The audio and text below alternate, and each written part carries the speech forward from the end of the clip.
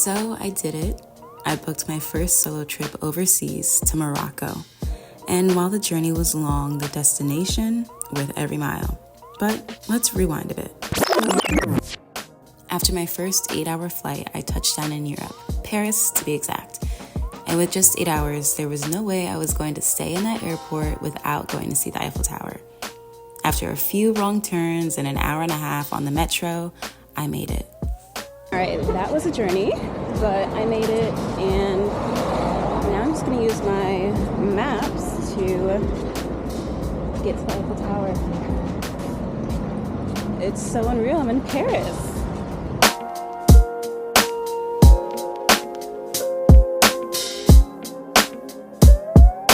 Everyone says to keep your expectations low for the Eiffel Tower, but honestly, I was pleasantly surprised. It was charming, and it didn't feel as overhyped as people usually say it is. I mean, I think I'd definitely go back.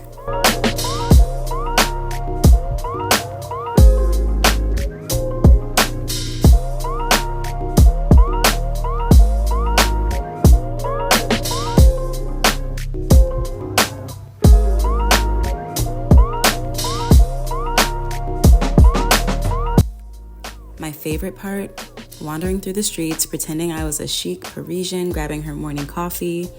I found this trendy cafe and had a latte and a croissant sandwich with a view of the Eiffel Tower just across the street. A dream. If I were to do it again though, I don't think I would go to a more trendy looking cafe because they reminded me too much of Atlanta. I would rather go for like a hole in the wall, something that feels a little bit more Parisian. After eating, I just had to soak it all in. I found like a cute little alleyway in front of this little water, and I just sat, took it all in.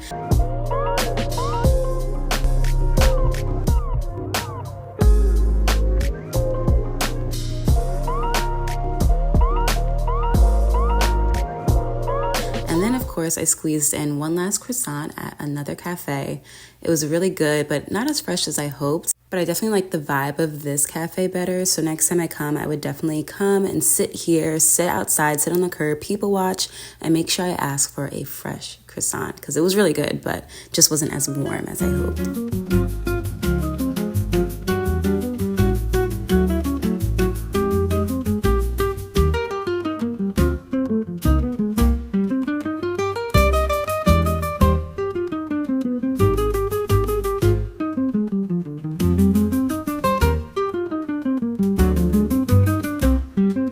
After wandering for a little while, the real adventure was beginning.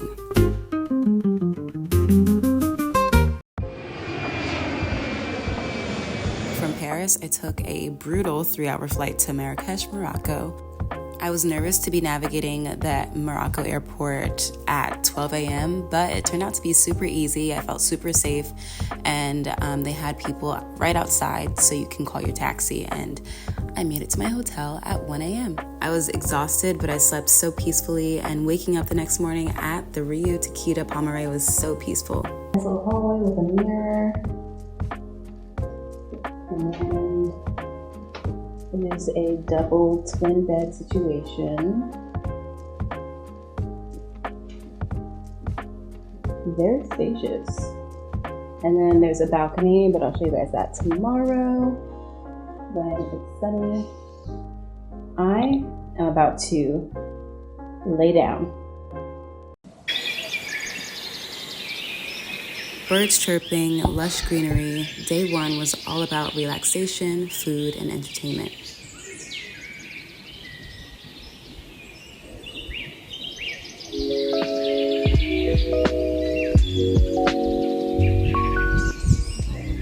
I slept until about 11. I just got dressed. I think it's the jet lag catching up to me, but I think we're good. First things first, I'm gonna go to the pool. I'm really excited to lounge, and then definitely get something to eat, get some drinks, and get the day started. So let's go.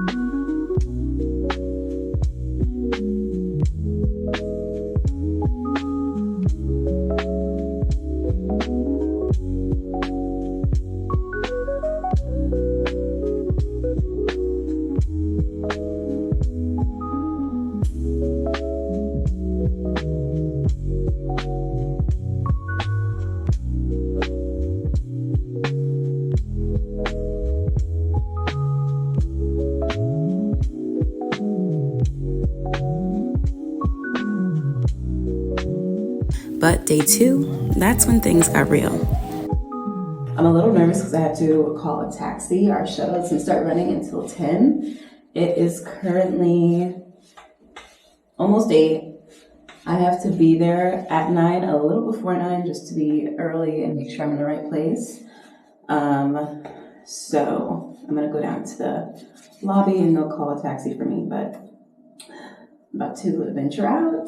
They did give us like a dress code, so when you go to the city, they're a very modest country, so I said to make sure my chest is covered, shoulders are covered, and at least down to my knees. So I just wore, I wish I had a steamer. This needs like a little quick steam, but I'm wearing these flowy pants, this little button up.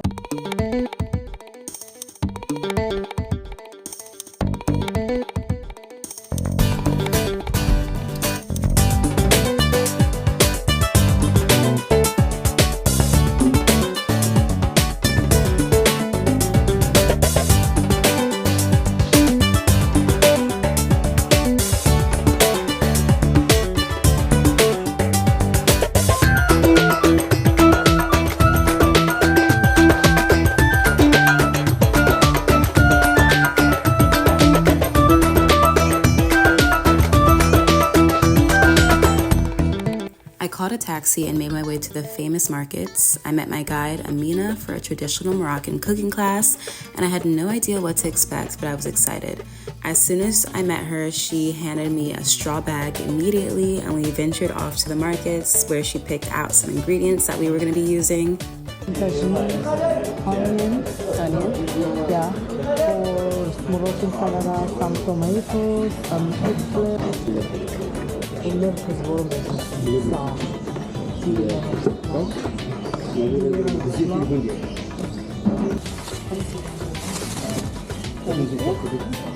I really felt like a local, like I was just shopping for dinner with family. It was so nice to kind of just be her shadow and follow her and observe the people and how everyone just moves throughout the town. I was truly just taking everything in, and after about a 10-minute walk, we arrived at her family home.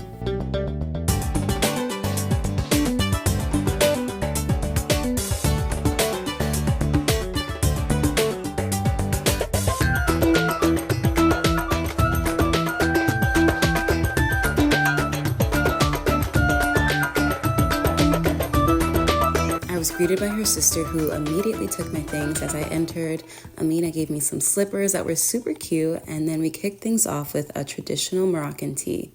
Tea for welcoming, tea for wedding, tea for everything and every... The tea ritual is serious business in Morocco. It's kind of like, having coffee in America, but it was a whole process and setting it up. She walked me through the entire preparation process, and I thought it was so interesting how she mentioned the first cup is just for taste, the second one is just to enjoy, and then the third one, you enjoy it with conversation. It's meant to keep the conversation going and just how people enjoy time together through tea.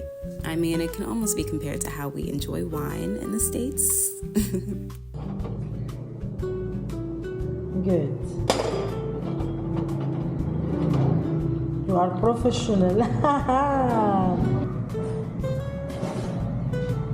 Oh, that's very good. Mm-hmm. Very good. And of course, the cooking was so fun. I love cooking at home, so I was definitely taking notes on the different seasonings and blends she was using. It was definitely a great way to be fully engulfed in the Moroccan culture. On our menu was the traditional chicken tagine. Normally, when we hear tagine means this. It was interesting because I thought tagine was like the type of seasoning used for this chicken, but it's actually the dish that it's cooked in.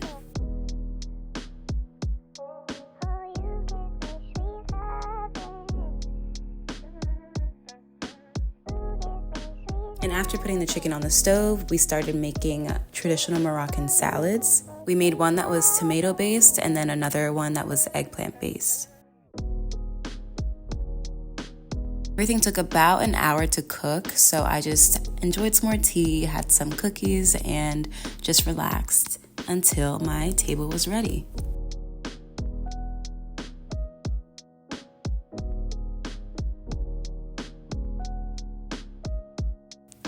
They prepared a separate area for me to sit and enjoy the food, which I loved. It was so nice to be able to have a moment alone and really take in all the flavors and enjoy the food.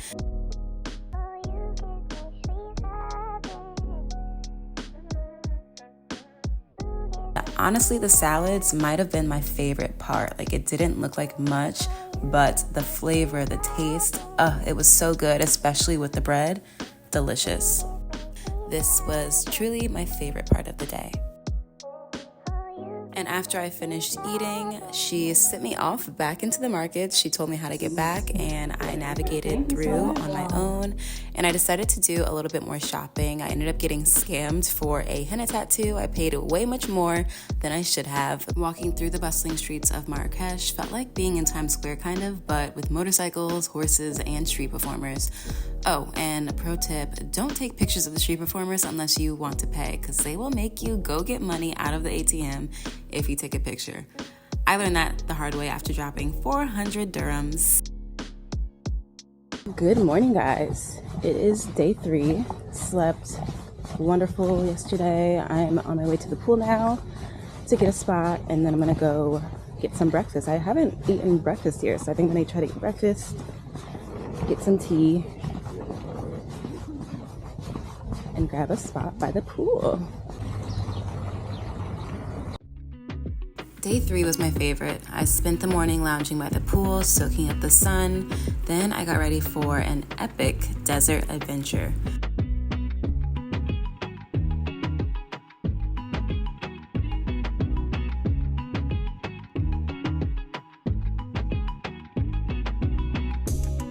Right, I am all dressed, about to head to the desert to do some quad and camel riding. And I think we are gonna have dinner after, so should be fun. Here's the fit. It's really hot right now. It's like 100 degrees, so definitely a little overdressed, but they said it's gonna get colder at night, so I'm going to, hopefully this will keep me a little warm when it gets cold, but this is the fit. I got a little scarf on. I might wrap it under my chin. And yeah, I got some sneakers on for comfort, a couple ankle bracelets. We drove to Agafay, and our first stop was a women's co-op where they make oils from scratch. I even got to help make some argan oil, and yes, I had to take a bottle home. Smelled so good.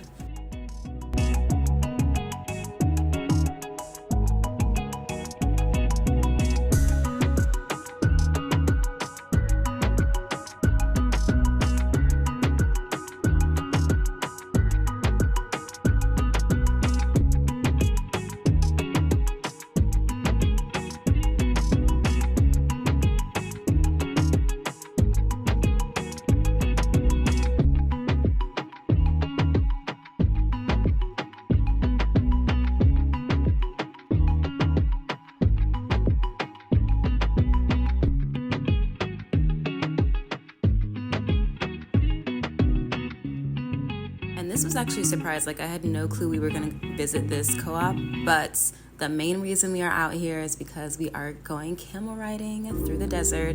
It was so peaceful, but it was scary getting up there. It was definitely a bumpy ride, but I love doing this, and just the views were endless and amazing.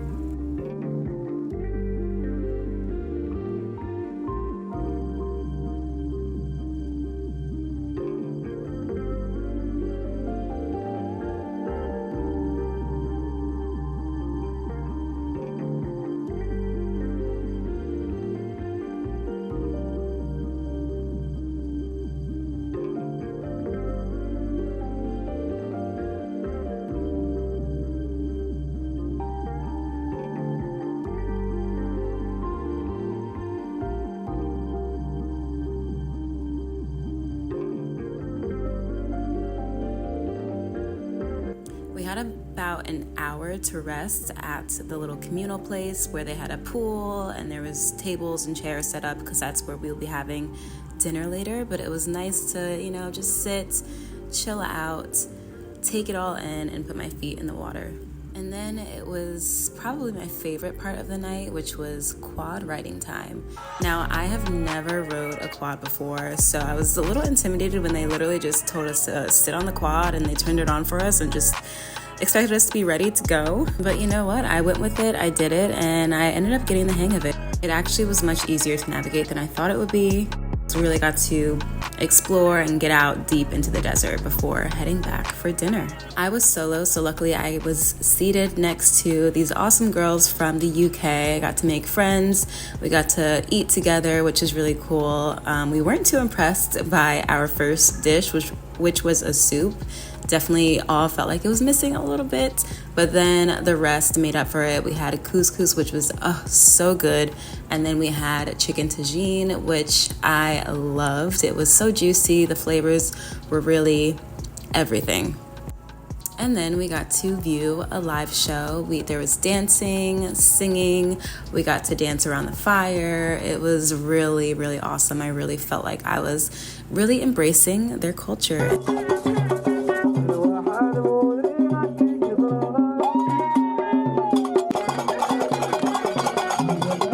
The next morning, my body definitely felt it, so I took things slow, no plans, just vibes. I spent the day at the pool. I did some water aerobics. I swam some laps, because one thing about me, I'm going to be in the pool and swimming. I am a kid at heart when it comes to pool time. My last day, my last evening, and I'm going to try to head into the markets one last time.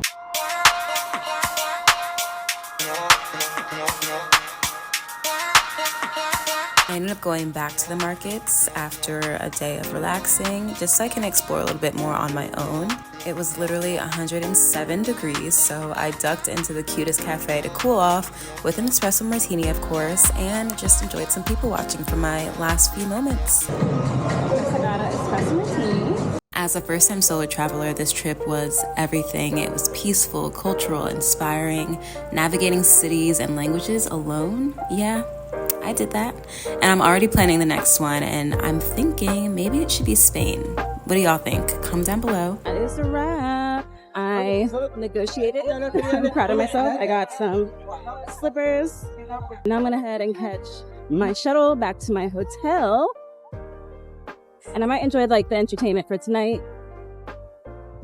Have a relaxed night, pack, and get ready to go back to America, sadly.